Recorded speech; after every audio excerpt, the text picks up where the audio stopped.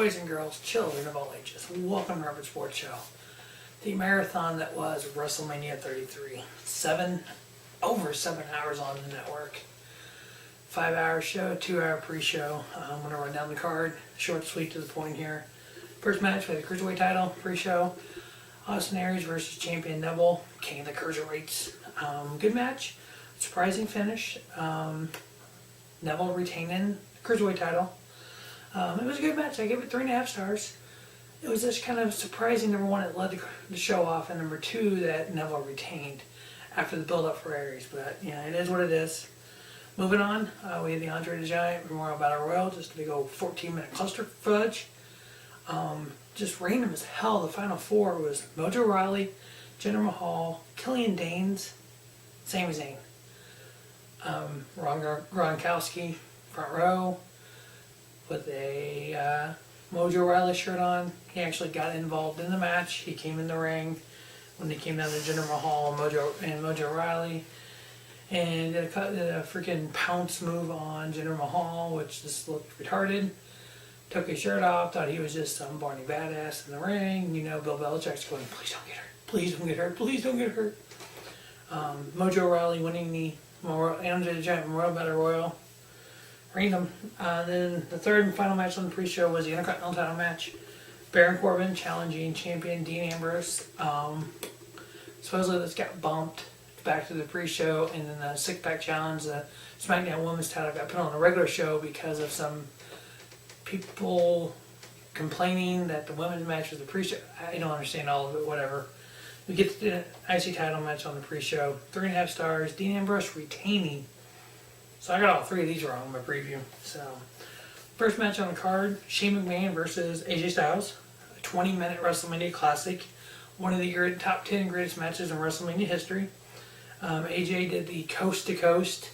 The referee gets knocked out. AJ did the coast to coast with a trash can.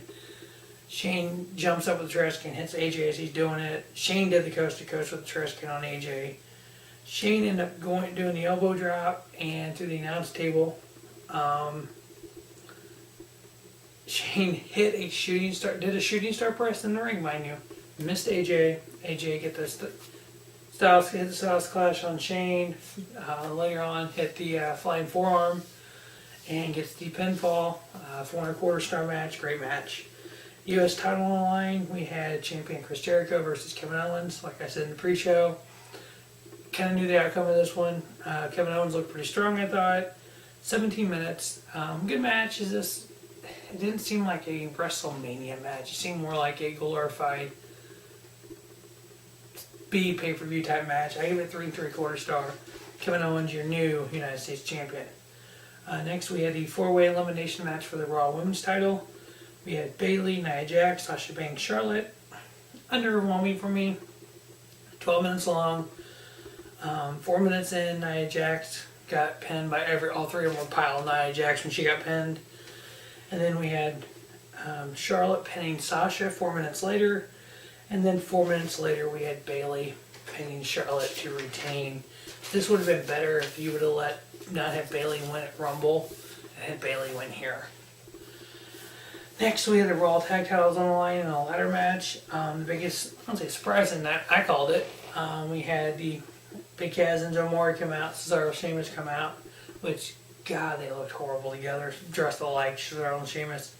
Then we had the tag champions Gallows and Anderson come out. New Day, the host of Rumble came out, or Mania come out, all dressed in ring gear like we're gonna add to this match. And of course the crowd started you hear a couple delete chants and people are like, if you add you guys to this, it's gonna be horrible. They said the new, adding another tag team. Hardy's music hits, Jeff Hardy's music from the old days. Here out come the Broken Hardys. Broken Matt Hardy and Brother Nero, Jeff Hardy, added them to the match. Great to see them in WWE, seeing them in Ring of Honor Saturday night. Here they are Sunday night on WrestleMania. Like I said in the preview, I heard of it, thought it was going to happen. Hardy's new WWE Raw Tag Team Champions. So in a matter of a month, they held the TNA Tag Titles, the Ring of Honor Tag Titles, and the WWE Tag Titles. The first tag team ever to do that. The best tag team ever, I guess. I mean, just unbelievable what they've done in the last month. So I gave it 3 star. It was 11 minutes long, so a lot less than their 25-minute classic at Supercard of Honor, which you can see the last 4 minutes on Robert Sports Show. Recorded it down below. Check it out. Next, we had John Cena and Nikki Bella versus Miz and Maurice. Exactly what I called in the pre-show and the preview. It was a good match. I gave it 3 star. It lasted 10 minutes. You had Miz kind of look like he was pretty over with the crowd. The crowd was really into Miz.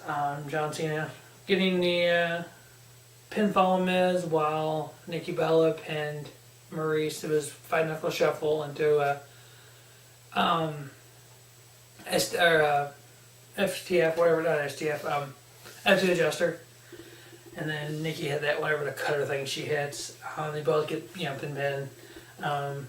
Cena grabs the mic and does propose to Nikki Bella in the middle of the ring. She nods her head yes. They hug, they kiss, and off they go. And of course, when the match started, you seen John's mom and Nikki's mom at the ringside, so you kind of knew it was happening. No big surprise there. Next, we had a non-sanctioned match: Triple H versus Seth Rollins. Ooh, classic, very classic. Tripp hitting the DDT on Rollins on the announce table. The 25-minute match. It was great, back and forth. It looked like Rollins struggling with his knee, and then Tripp being the game that he is, and back and forth. And, Tripp's entrance. Oh my God! You had a freaking line of police motorcycles, and just this chopper-looking freaking 3-wheeler, and just Tripp just like this, just looking like a badass. Freaking Steph behind him, they just look hard as fuck right there. Just like I thought, Tripp put Seth Rollins over in this match. Stephanie tries to interfere late. There was a table set up on the outside. Rollins ducked out of a move. Tripp ran right up to her and stopped.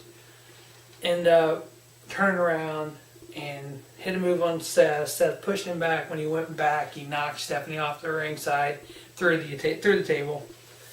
4.25 star match, 25-minute classic. Seth Rollins getting the victory. Next, we had WWE title on the line. We had champion Bray Wyatt versus Randy Orton. Everything that's gone on with this feud, you're expecting a classic here. It's only 10 minutes long. 10-minute world title match is crazy. Oddly enough, Bray Wyatt lost. New champion, Randy Orton, 13-time WWE heavyweight champion. Reigned him as fudge.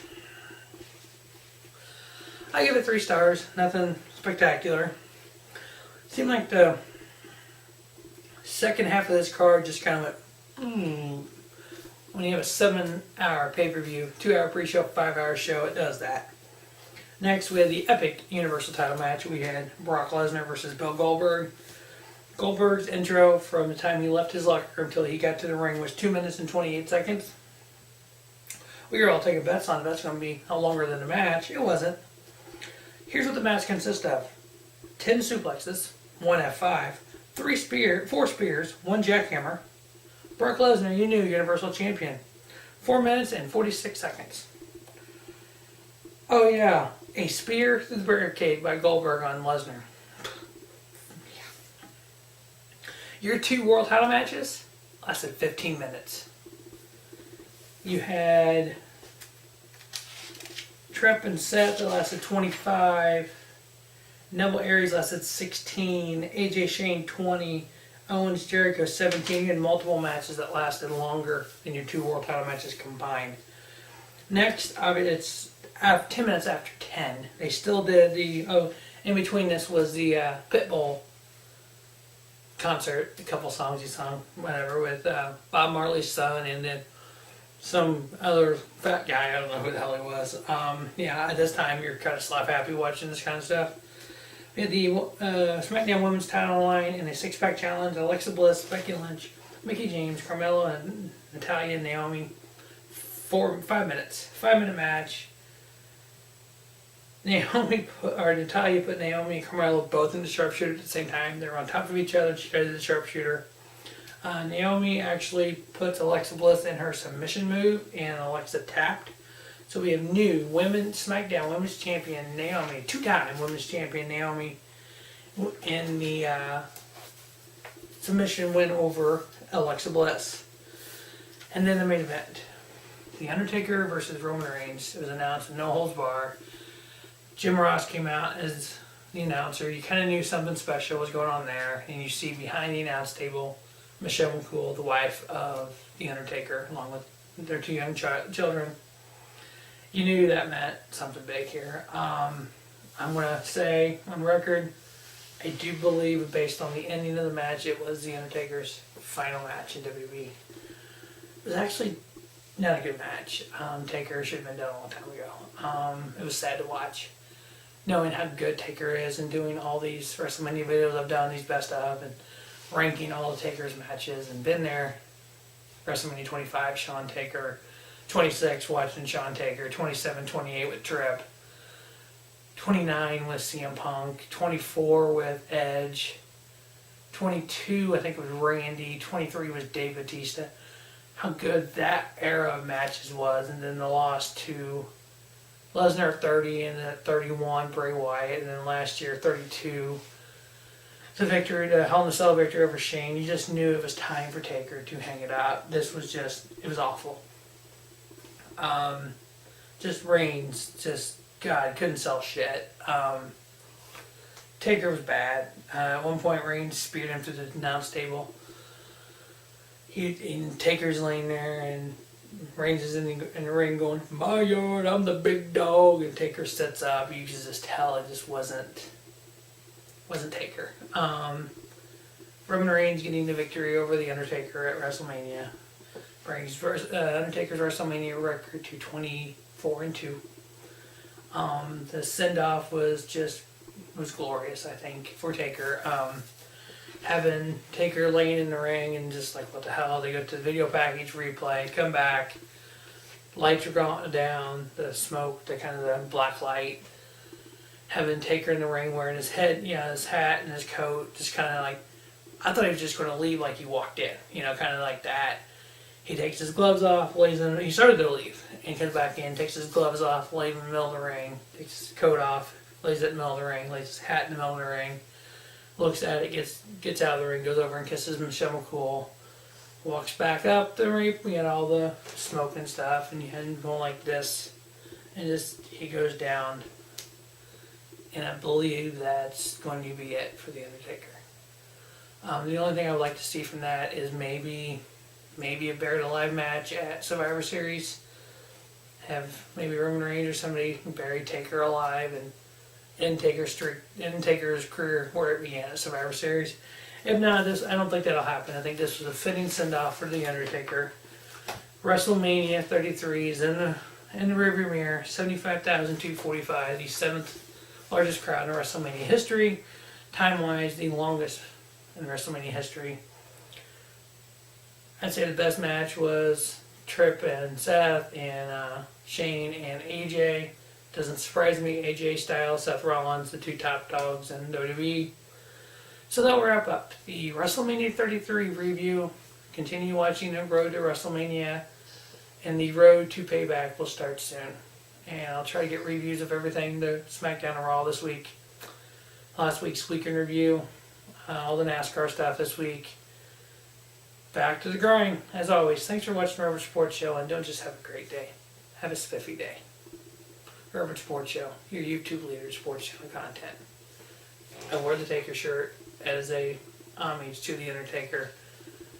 Maybe my own little homage. This will be the only shirt I wear for a few days in memory. For the next 25 videos, this is the only shirt I wear in honor of the 25 matches that Undertaker had at WrestleMania. Thanks for watching the Robert Sports Show.